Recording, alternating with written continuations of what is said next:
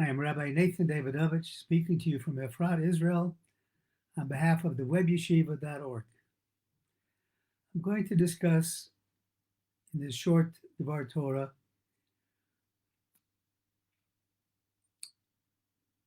a little bit about this week's Parsha.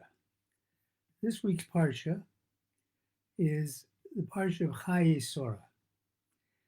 And I think the lesson that we learn from this week's Parsha is how to live a full life. Now, there's an interesting contrast. The Parsha, of course, is entitled Chayei Sarah, meaning the life of Sarah. So the first sentence of the Parsha says, Vayiyu Chayei Sarah. This was the life of Sarah.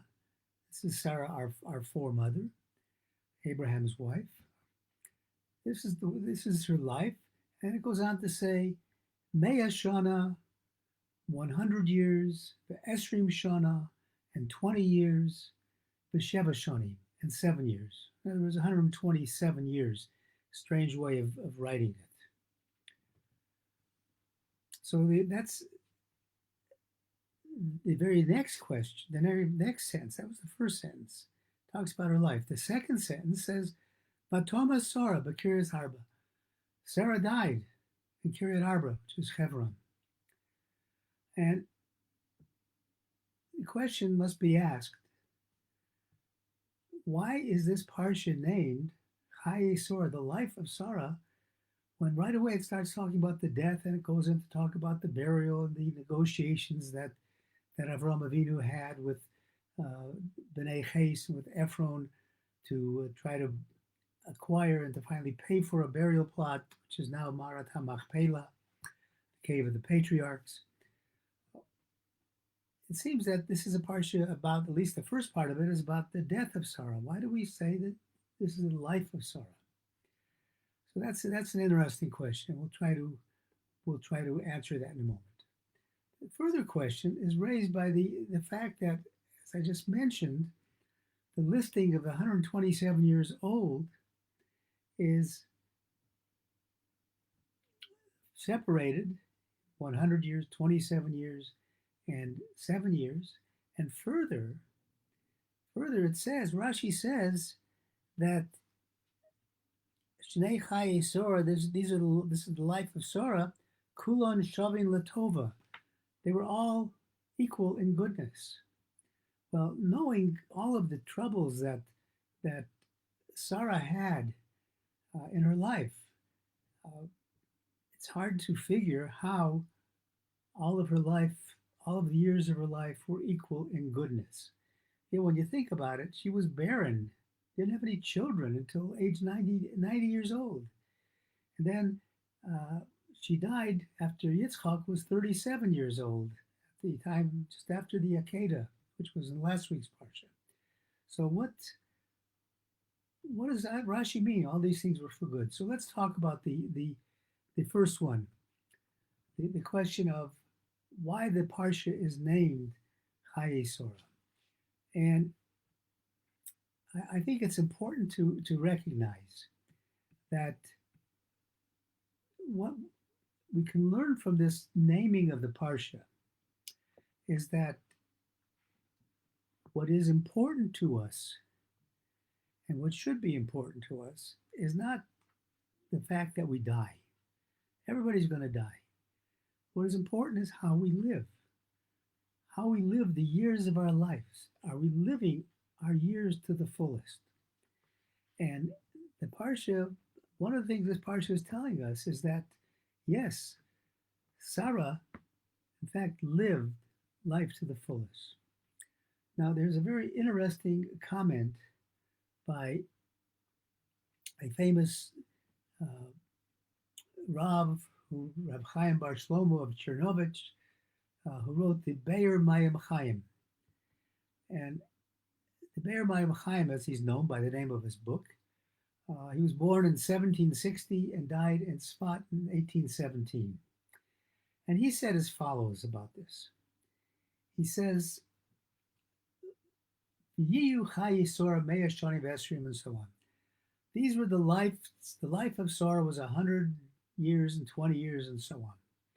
Klomar, he says, this is saying that Shekal Hashanim Halalu Kulom Hayu Chayei Sarah, that all of these years Sarah was living. In other words, she was living a full life. He says, Sheshora Haise Bohem, V'lo Haya Bohem Af Rega Echad She'enu Lavodas Poro, that there was not even one moment that she was not serving the Creator. Ki kol yemei chayai, every single day of her life, he says, b'chol regia v'shenoseha, every moment and every second and every year, hayu bilti l'Hashem levado. Her connection was totally to God. She was doing the work of God every single moment of her life. And he says further, he says, Shekal yimei hashanim halalu, all of these years, hayu b'bchinas hachayim v'hatov, they were in the aspect of life, full life and good. Lahakra lehem, or yom shikablu shefa ora, to meet every single day the light, the holy light of each day, the light of ora v'simcha b'chal yom ein berchosav. She recognized the light and the joy that was coming down every moment from God, every moment of her life. I'm speaking about the Be'er Meir Chaim. There's also a very interesting comment that he made. He said, without Shabbat,